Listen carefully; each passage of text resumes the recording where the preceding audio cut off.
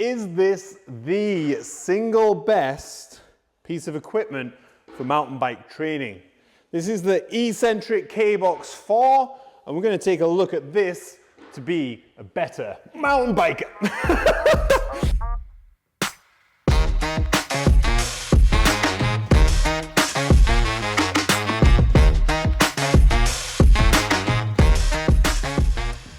Let's cut right to the chase. Eccentric loading is fantastic for mountain biking, but very difficult to train for. The principle behind this is that we're using your legs to their best ability on the bike, which is taking compression. So I have my tape measure to really put into perspective that, say on my enduro bike, the Capra, it's 170 mils of travel. So this much travel that my suspension gives me. Now if you take a look at my hip being similar to the 17 point, and then I'm going to take a compression, bam. Where's that? 11. So we've got over 300 mils of not even full depth compression down onto your legs. So you can almost double the amount of suspension, but training for those legs to take compression is very important. And this is where eccentric loading comes into play. One of the only ways that you can train eccentrically on your own is by doing 2 feet on the way up, so concentric, and then 1 foot on the way down. So eccentric loading is basically controlling the weight downwards and resisting gravity or force, let's say. So on this, on a traditional squat, yes, you get some eccentric loading on the way down and concentric on the way up. But to really be effective on eccentric training, you need to overload. So we have programmed in the past a single leg squat,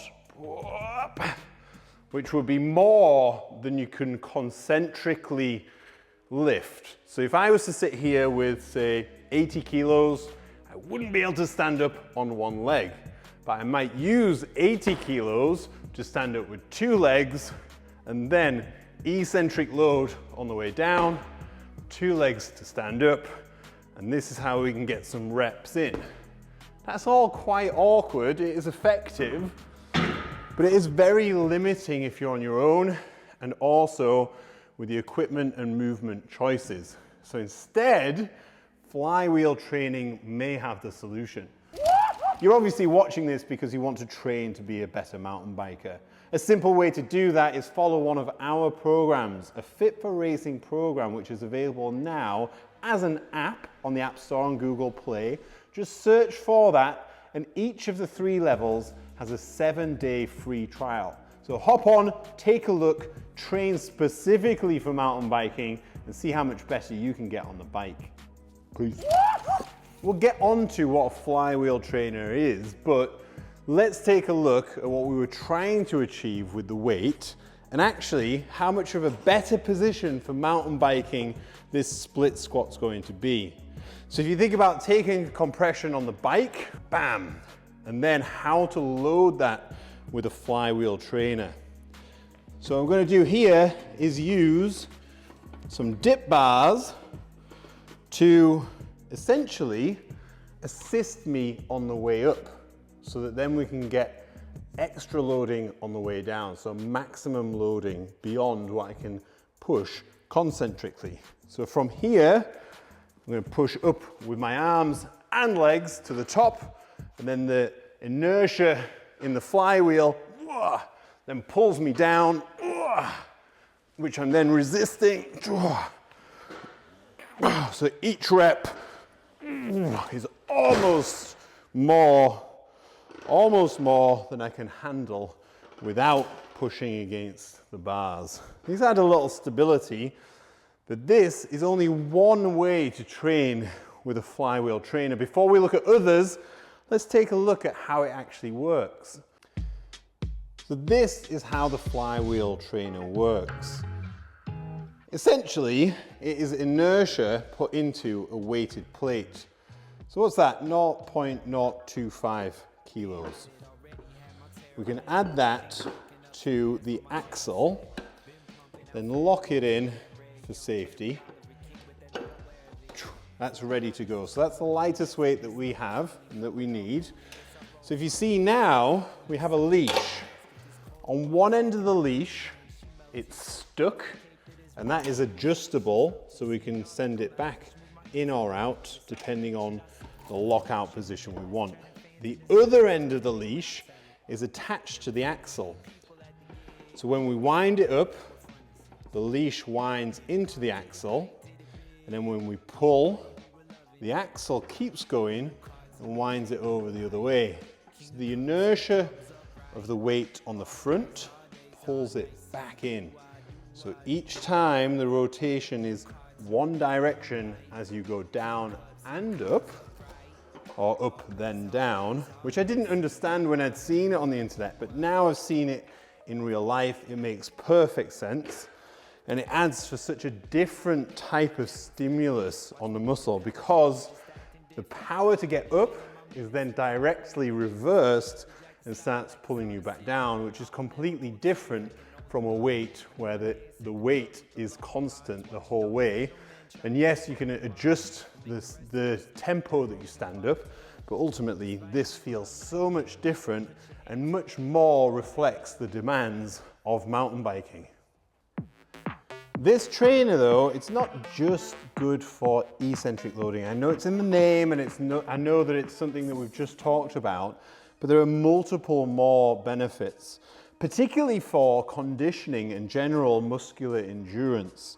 So taking the split squat that we just saw then, if we want to build a little bit more muscular endurance for, say, long descents with lots of pumping, flow trails, where you're going to take a lot of weight on your back leg, then you can reduce the load, stabilize yourself, take the split squat position again, and simply stand up less hard and do multiple reps.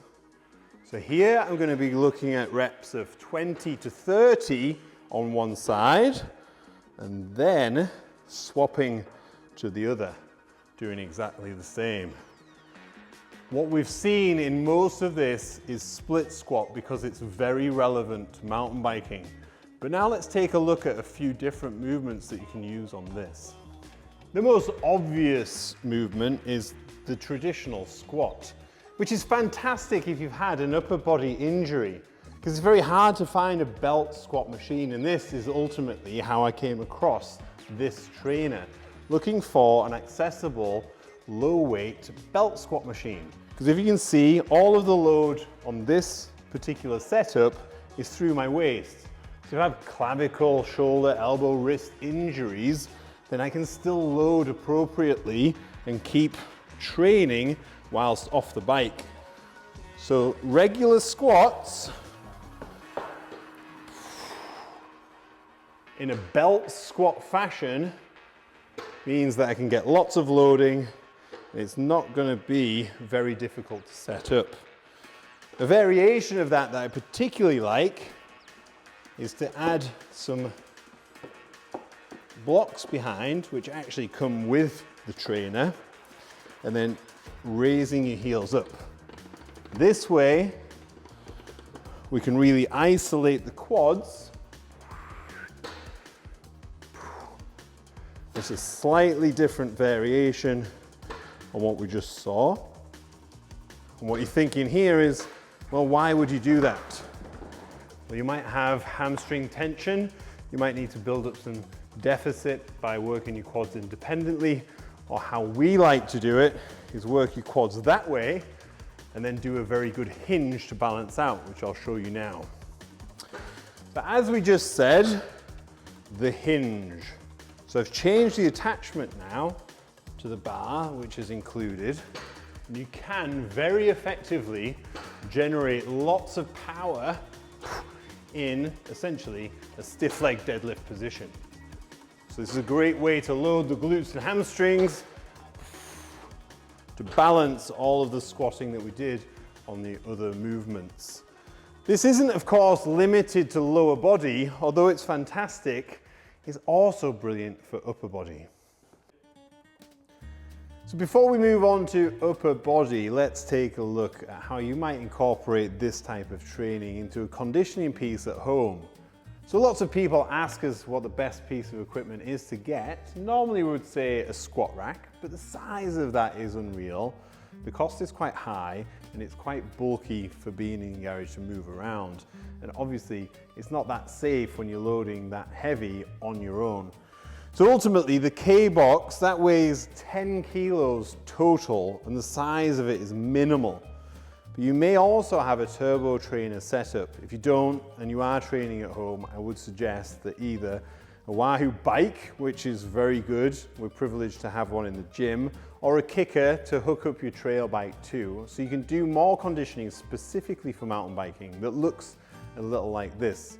So ultimately we'll get pedal power, endurance, etc. on a decent program on the bike. But by doing interval training, we can get more bang for buck, and not just the pedal power and endurance, but upper body. So let's say we do 5 minutes here on a zone 4, which might replicate a small fire road climb. Then we're going to do some descent work, which will combine pushing and pulling in the simplest forms. A press up, or if you want to be more mountain bikery, an attack position press up. You can do those on your knees if you need to scale.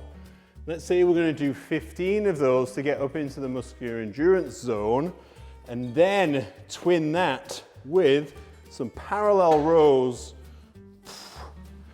on the Eccentric trainer.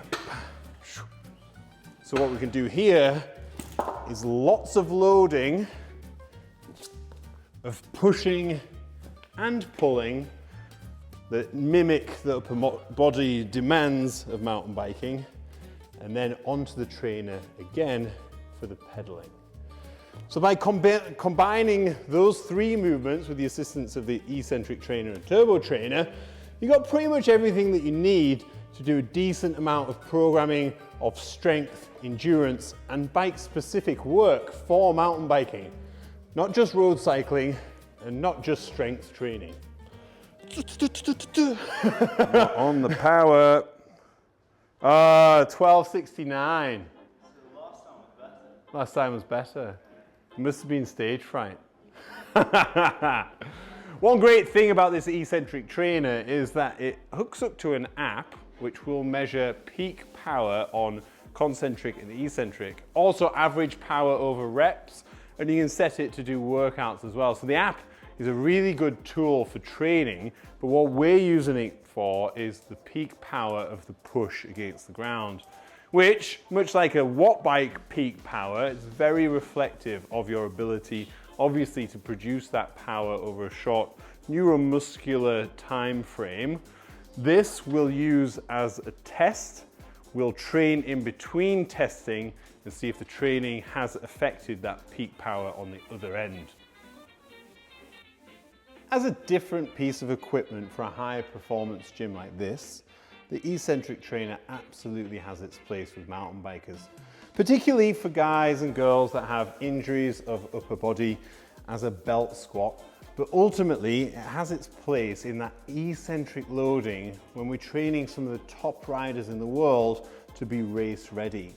But as a piece of equipment for home, you can get very few other pieces, if any, that weigh as little as this, the size of the footprint as small, and ultimately the bang for buck movements and loading that you can get. There's nothing else out there that even competes with this.